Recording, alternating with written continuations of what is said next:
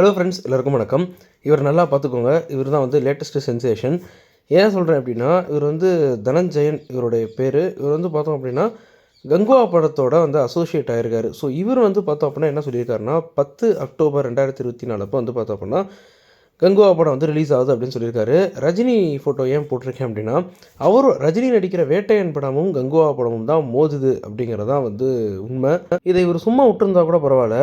இவர் ஒரு கான்டெக்ஸ்ட்டில் ஒரு விஷயத்த சொன்னார். என்ன அப்படின்னா, தமிழ்நாட்டில் கங்குவாவுக்கு வேட்டையன் மட்டும்தான் வந்து போட்டி. ஆனால் அதர் ஸ்டேட்ஸில் கங்குவாவுக்கு வந்து பார்த்தோம் அப்படின்னா நல்லா வந்து ஃப்ரீயாக வந்து டேட்ஸ் கிடைக்கிது. அதாவது என்ன அர்த்தம் அப்படின்னா, அந்த ஒரு பர்டிகுலர் டேட் இருக்கு இல்லையா, 10ஆம் தேதி. ஸோ அப்போ மற்ற ஸ்டேட்லலாம் வந்து பார்த்தோம் அப்படின்னா கங்குவாவுக்கு பெரிய லெவலில் காம்படிஷன் கிடையாது. நேரடியாக கங்குவா வந்து அங்கெல்லாம் வெற்றி பெறதுக்கான வாய்ப்பு நிறையா இருக்குது. இதே தீபாவளி அப்படின்னா மற்ற ஸ்டேட்ஸில் இவங்களுக்கு வந்து பார்த்தோம் அப்படின்னா படத்துக்கு தேட்டர் கிடைக்கணும் இல்லையா, ஏன்னா அந்தந்த ஸ்டேட்டில் அந்தந்த படம் விடுவாங்களே. ஸோ அப்போ வந்து காம்படிஷன் அதிகம் அப்படின்னு அவர் வந்து சொன்னார். இதை வந்து நம்மளுங்க எப்படி புரிஞ்சுக்கிட்டாங்கன்னா, தமிழ்நாட்டில் மட்டும்தான் ரஜினிகாந்த் வந்து பார்த்தோம் அப்படின்னா சூர்யாவுக்கு வந்து போட்டி. அதர் ஸ்டேட்லலாம் ரஜினிகாந்த் கலெக்ஷனை விட சூர்யாவோட கலெக்ஷன் அதிகமாகவே இருக்கும். அதர் ஸ்டேட்லலாம் ரஜினியை விட சூர்யா தான் பெரிய ஆள் அப்படின்னு சொல்லி இவரை புரிஞ்சுக்கிட்டு நம்ம ஆளுங்க இவரை வறுத்தெடுத்துட்டு இருக்கானுங்க. ஸோ இது வந்து பயங்கரமாக வந்து போயிட்டுருக்கு. பட் உள்ளபடியே ஒரு விஷயத்த சொல்லணும் அப்படின்னா, சூர்யா வந்து ரொம்ப ரேஸை விட்டு பின்னாடி போயிட்டார் அப்படின்னு சொல்லணும். ஏன்னா ஒரு நடிகன் வந்து அடிக்கடி படம் விட்டால் தான் வந்து பார்த்தா படம் அடிக்கடி அவருக்கு படம் ரிலீஸ் ஆனால் தான் வந்து கொஞ்சம் அப்படியே கொஞ்சம் ஹைப்லேயே வந்து இருக்கும். நீங்கள் ஒரு 2-3 வருஷத்துக்கு ஒரு படம் விடுறீங்க அப்படின்னா விடலாம். எப்போனா நீங்கள் ரொம்ப ஒரு மிகப்பெரிய ஒரு பீக் ஆனீங்கன்னா நீங்கள் வந்து விடலாம். இப்போயே வந்து பாருங்கள், அஜித்துக்கு வந்து படம் ரிலீஸ் ஆகி வந்து ரொம்ப மாதம் ஆயிடுச்சு இல்லையா. இப்போயே வந்து அஜித் மேலே இருக்கக்கூடிய எதிர்பார்ப்பு ரொம்ப ரொம்ப கம்மியாயிடுச்சு. ஸோ ஏன்னா அவர் இந்த ப்ரெஸ் மீட்டு, ஆடியோ லான்ச்சு அதுக்கெலாம் வரமாட்டார். ஸோ அதனால் வந்து அவருடைய படம் மட்டும்தான் பேசும். அந்த படமும் இப்போ பேசுகிறது இல்லை அப்படிங்கிறதுனால அஜித் வந்து ஏறக்குறைய மக்கள் வந்து கொஞ்சம் கொஞ்சமாக மறந்துக்கிட்டு இருக்காங்க. சூர்யாவோட நிலைமையும் கிட்டத்தட்ட அதே நிலைமை தான். அவர் வந்து ஏதோ சோஷியல் மீடியாவில் கொஞ்சம் ஆக்டிவாக இருக்கிறதுனால வந்து கொஞ்சம் கொஞ்சம் வெளியே வருது. மற்றபடி வந்து இல்லை.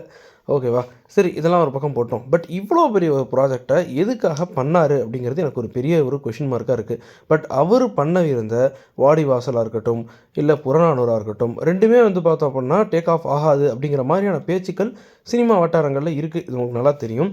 இதெல்லாம் விட மிகப்பெரிய ஒரு விஷயம் என்ன அப்படின்னா, சூர்யா வந்து சிறுத்தை சிவாவுக்கு ஏன் டேட் கொடுத்தாரு அப்படிங்கிறது தான். ஏன்னா சிறுத்தை சிவா வந்து ஒரு ஃபேமிலி கதைகளை மட்டுமே எடுக்கக்கூடியவர். அதுவும் இந்த ஃபேமிலி கதைகள்லாம் ரொம்ப பெருசாக ஆசா போச்சான்லாம் இருக்காது.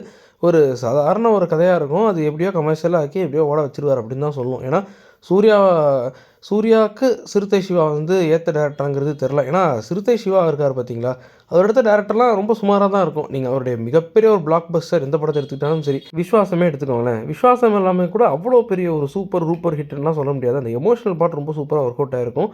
படம் வந்து கொஞ்சம் கமர்ஷியலாக இருக்கும், அவ்வளோதான். மற்றபடி அந்த படம் எப்படி அவ்வளோ பெரிய ரீச் ஆணுச்சு அப்படிங்கிறது நமக்கு வந்து சீரியஸாக வந்து தெரில. பட் அஜித்தோட மாஸ் எலமெண்ட் அந்த படத்துக்கு ஹெல்ப் பண்ணிச்சு, அதனால் தப்பிச்சிட்டாங்க. அது எல்லா படத்துக்கும் நடக்குமாங்கிறது தெரியாது. ஏன்னா அவருடைய அண்ணாத்தை வந்து எப்படிப்பட்ட ஒரு மோசமான விமர்சனங்களை சந்திச்சது அப்படிங்கிறது நமக்கு நல்லாவே தெரியும். ஸோ இது வந்து சூர்யாவுக்கு வந்து ஒரு மிகப்பெரிய ஒரு ஒரு ஒரு கொஷின் மார்க். ஏன் வந்து இவர் செலக்ட் பண்ணார் அப்படின்னு சொல்லி. பட் நம்ம வெயிட் பண்ணி தான் பார்க்கணும் என்ன நடக்கும் அப்படின்னு சொல்லி. பட் எனக்கு பர்சனலாக எதிர்பார்ப்பு இருக்கா அப்படின்னு கேட்டிங்க அப்படின்னா, நீங்கள்லாம் கண்டிப்பாக தேட்டரில் போய் பாருங்கள். பட் எனக்கு என்னென்னா, ரொம்ப வந்து ஒரு பெரிய இம்ப்ரெஷனை வந்து க்ரியேட் பண்ணல. ஓகேவா. பட் நம்ம நிறையா நேரங்களில் நம்மளோட இம்ப்ரெஷன் ஒன்றா இருக்கும். படம் பெரிய லெவலில் ஹிட் ஆகிடும், அதெல்லாம் நடக்கும்.